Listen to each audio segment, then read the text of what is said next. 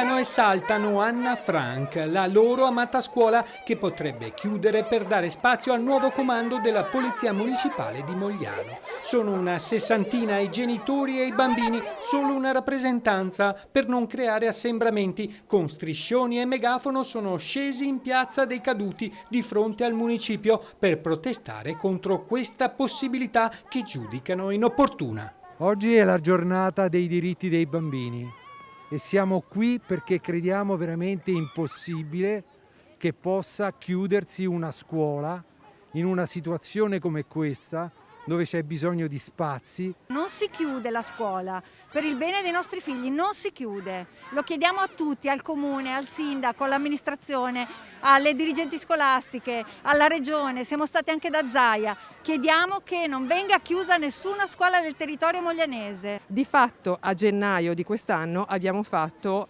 5 prime comunque nell'Istituto Minervi di Mogliano e quindi in questo momento lo spazio per tutte queste classi non c'è chiudendo una delle scuole, è molto semplice.